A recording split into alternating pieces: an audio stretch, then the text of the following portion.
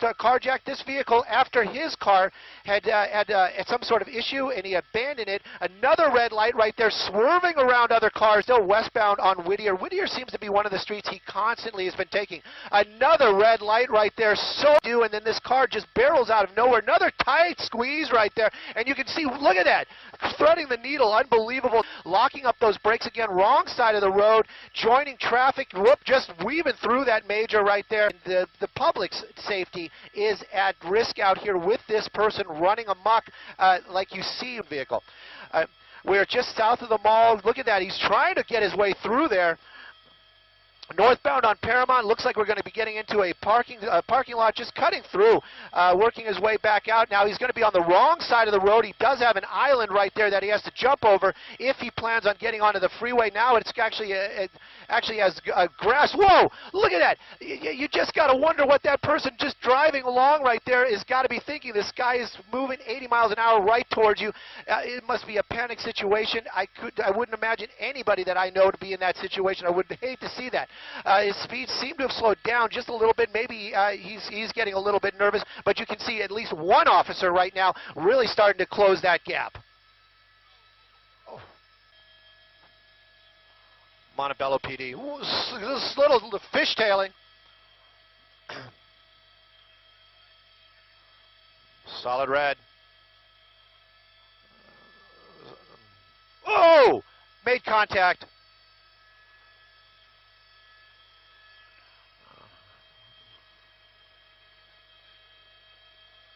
Up on the curb. Yep. Yes.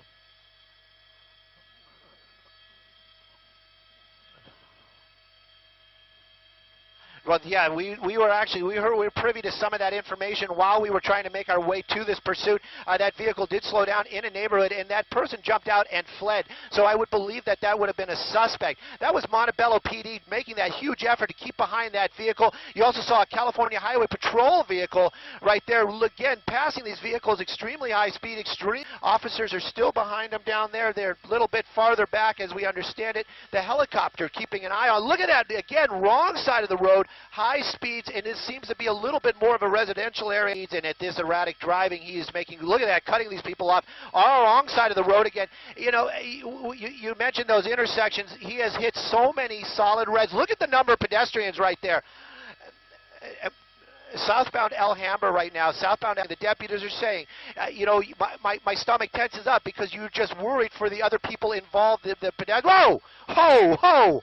Oh, just, you know, this person obviously no regard, you know, luck, I'm not sure what you want to call it, luck probably for the other people, not for this person, that nobody's been injured, but so close there with that pedestrian, and again, oh, solid red. Solid red right there. You know, you're right, and you know he is moving sheriff vehicles right there. Now they're going to start joining that pursuit. Whoa! Right through that center divider. It can't be good for that vehicle. And now he's going against traffic underneath the freeway right there. I believe that's the 10 freeway. There's that sheriff ship that I was talking about earlier on. Driving over that center divider, those high speeds can't be good for that vehicle. But that car, now it's in a residential area again, and you can see that how tight these streets are. And look at that. There's so much traffic out here this afternoon, so many close calls. I can't even count how many. This car continuing on though seems to be slowing down just a little bit, but again, you know, he's coming around other people. Whoa! Oh! Oh! Oh! Oh! This is just the norm. Don't know if that car actually made contact there, but it was so close.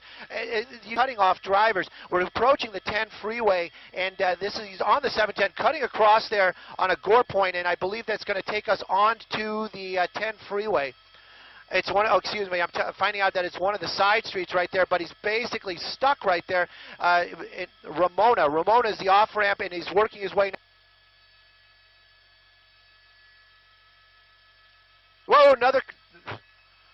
You know, we're coming up on Cesar Chavez right there. You can see one of the California Highway Patrol vehicles in waiting for this suspect, and that's one of the things that they really have been trying to do out here. They've been trying to notify other divisions, other units, and an interesting residential neighborhood as it has that center medium. Stop sign right there, and another car just turning. Look, you can see those people swerving out of the way to avoid collisions with this suspect.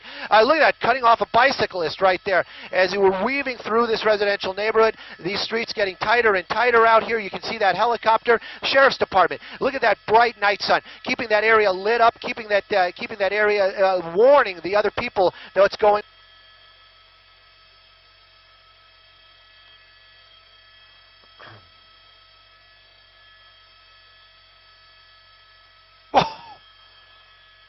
Area in Montebello now, so we've seen him go through East LA and Commerce and Pico. Now he enters Montebello, just missing a van right there. He's picking up speed. When he gets to these major streets, he really lays down the hammer, and he gets going so fast. There's no reaction time, just flying through intersections, and imagine expecting others to stop for him, JT. Yeah, it's just, it's everybody, it's right now he has a total disregard for anybody's safety, David. He is going to do what he wants and when he wants, and they need to get him off the road. We understand he is westbound on Beverly right now in Montebello.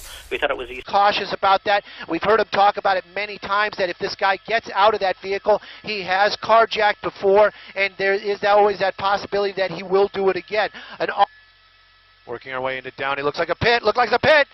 Oh, whoa, whoa! Oh, now you know that was not the plan that they had for that suspect. Right there, he TC'd into a civilian vehicle. The door popped open, but nobody's jumped out. That vehicle definitely came to a stop out here. We're very close to Downey. We understand that they were just about to tell the Downey officers they were heading that way. You can see the officers. They're basically southbound Lakewood. Southbound Lakewood is where we're talking about. There he is, suspect. He's got the gun in his air and he's shooting in the air. It looks like we saw two muzzle flashes as this suspect is running with that weapon in his hand. This suspect running southbound now through what we're looking at is a shopping mall area. He did shoot. He did shoot into the air a couple of times. We're keeping an eye on that awning. We want to try to move a little bit to the south. Unsure if he's keep coming around, John. And we're not sure if he ran into that restaurant or he was inside that awning. As I understand it, he ran inside this Chris and Pitts. And here comes the pit off the right side. Yeah, he crashes into another vehicle. And get everybody on the other side of this car out of the way. He's jumping. He's running by the Chris and Pitts, running there. He's got a gun in his hand, you said? You got somebody that ran into the Chris and Pitts here. Can just imagine what kind of panic is going on inside that restaurant right now. You can see people running outside, officers taking them or talking to them, getting them to safety. Well, you can see these very desperate people coming out, a small child, elderly woman inside that restaurant, other patrons coming out, putting their hands up almost as quickly as they get outside the door. Officers from the California Highway Patrol working with some other wait staff that are coming out the door. Look at this. Look at this. Families. These are families inside that restaurant. It just makes you wonder what was going through these people's minds, especially like the gentleman. You're there. You're with your family. You are the patron of your family. You want to protect them. Man comes in with a weapon, obviously in a desperate situation. This could have gone very, very south. We don't know what exactly is going on in there right now, but I can tell you that you can see these people coming out very scared, very high tension. Officers from the California Highway Patrol, weapons drawn. We saw many children coming out of this. Look at this, another large family coming out. Children, adults. This is indescribable to think what must have been going on inside that restaurant as this person ran in there with that weapon. We know he was shooting in the air earlier on. Look at the number of people inside that restaurant. We could tell just from the number of cars in the parking lot that this restaurant had a lot of people inside. That door. You're going to see the muzzle flash. There he goes. He's muzzle, pointing out that gun, and he right over his head. And I mean, what a dangerous. More people coming out. Watch closely. Look at all the people that were in this restaurant. Absolutely. What a scene in there. And it may be a good idea, and I'm not sure we can roll that tape back from the suspect coming out, but it might be a good idea when we get a chance to actually look at that video again to see if there's any distinguishing tattoos or anything other than clothing that could, usually shoes are a good thing, sometimes they don't change shoes, that we could... Ran in with a gun. Yeah, David, that's the assumption that I made. It could be the right or the wrong Look, assumption. more people are coming out right now. That's a live I'm picture. sorry to interrupt you, JT, but you can see more. This restaurant had so many people inside, and look at these children. And I mean, what a scene for these poor patrons who are dining inside this barbecue restaurant. And that's an employee probably right there. Yeah, a lot of people with red shirts, so maybe that's their uniform that they wear in this restaurant. But go ahead, JT. What were you telling us? Yeah, the assumption that could be made is that you would think that immediately people would come. Let me make my way back. They're going inside. All right. Let's be quiet. Let's be quiet. Oh, man. They're pushing everyone back here now. Loud flashbang just went off.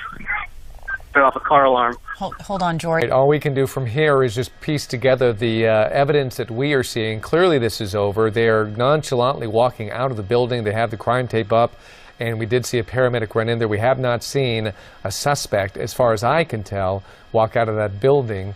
We did see some people in handcuffs, but we believe that was precautionary, and that was after this dynamic entry that they made inside, so they didn't take chances on anybody that they ran into. They handcuffed them all and walked them out, but quite possibly the gunman may be down.